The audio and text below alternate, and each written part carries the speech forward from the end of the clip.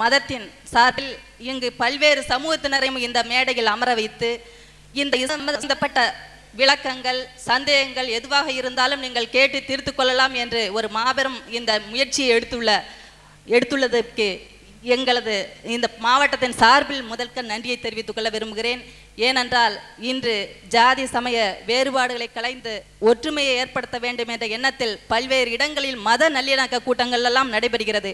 அதனையும் பீட் செய்யும் அளவிற்கு இந்த கூட்டம் சிறப்பாக அமைந்திருக்கிறது என்பதை நான் வலியுறுத்தி கூற விரும்புகிறேன்.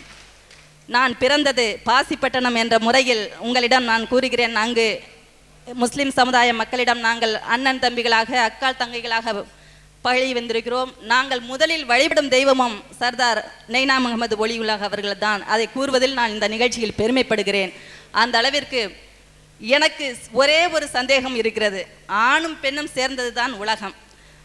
அந்த பண்டை காலத்தில் பெண்கள் ஒரு போகப் பொருளாக ஒரு உடைமை பொருளாக பயன்படுத்தப்பட்டு அவர்களது உரிமைகளை மறுக்கப்பட்டு வந்திருக்கிறது. ஆனால் இந்த காலத்தில் ஆணுக்கு பெண் சரிநிகர் சமானம் என்று, ஏன் ஆணை விட பெண்கள் விளையாட்டுத் துறையிலும் விண்வெளியிலும் கல்வியிலும் பல்வேறு துறைகளிலும் சிறந்து விளங்கும் இந்த காலகட்டத்தில் நான் கேட்கும் ஒரு கேள்வியை தயவு செய்து நீங்கள் தவறாக எடுத்துக்கொள்ள வேண்டாம் என்று நினைக்கிறேன். நான் சிறு வயதிலிருந்தே பார்த்த அனுபவத்தில் கூறுகிறேன். பள்ளிவாசலுக்கு சென்று தொழுகை செய்யும் பொழுது இஸ்லாம் மதத்தை சார்ந்த ஆண்கள் மட்டும்தான் அந்த தொழுகைக்கு அனுமதிக்கப்படுகிறார்கள். இன்று சட்டமன்றத்திலும் நாடாளுமன்றத்திலும் 33% வலியுறுத்தி பல்வேறு கட்சிகளும் குறிப்பாக அனைத்து இந்திய அண்ணா திராவிட முன்னேற்ற கழக பொதுச் செயலாளர் டாக்டர் புரட்சி தலைவர்கள் வலியுறுத்தி வரும் இந்த காலகட்டத்தில் பெண்களும் அந்த பள்ளிவாசலுக்கு சென்று தொழுகை அனுபவிப்பதற்கு ஏன் இதுவரை அந்த தாமதமாகிறது? இப்பொழுது கூட ஒரு 10 நாட்களுக்கு முன்பாக ஒரு தினசரி பத்திரிகையில் பார்த்தேன்.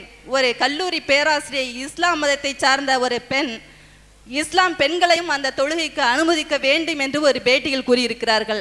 அதில் இருக்கும் சங்கடங்கள் என்ன? நான் தெரிந்து கொள்வதற்காகத்தான் இதனை தங்களிடம் கோரிக்கையாக கேள்வியாக வைக்கிறேன் என்று கூறி இந்த வாய்ப்பிற்கு நன்றி கூறி விடைபெறுகிறேன். அதாவது நல்ல அழகான கேள்வி கேட்டிருக்கிறாங்க. ஒரு 2 விஷயத்தை சொல்ல வேண்டியிருக்கு. ஒன்று, அவங்க பாசிப்பட்டினத்தை சேர்ந்தவர்கள். நாங்கள் எங்கள் ஊர் பக்கத்தில், பாசிப்பட்டினம்ங்கிறது எங்கள் ஊர் பக்கத்தில். நீங்கள் ஆரம்பத்தில் வரலன்னு நினைக்கிறேன். இஸ்லாத்தில் சமாதியை வழிபடக்கூடாது. பாசிப்பட்டினத்தில் இந்த நைனா முகமதுங்கிற ஒரு மனிதர், அவர் நல்லவராக இறந்து போயிட்டார். அவரை கும்பிட்றது இஸ்லாத்துக்கு விரோதமானது. விளங்காமல் எங்கள் ஆளுக்கு செய்கிறாங்க. அதுக்காக அவங்களுக்கு சொல்லிக்கிறேன், விளங்குதா? முஸ்லீம்கள் விளங்காமல் ஒரு கடவுளை தான் வழிபடணும்.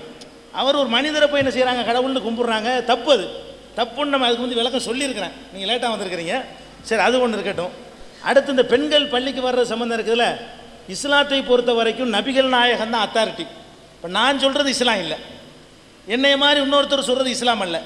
நபிகள் நாயகம் காலத்தில் பெண்கள் பள்ளிக்கு வந்தாங்க, அனுமதிக்கப்பட்டாங்க, தொழுதுட்டு போவாங்க. 5 நேர தொழுகைக்கும் பள்ளிவாசலுக்கு வந்தாங்க, வரணும். அதான் இஸ்லாமிய சட்டம்.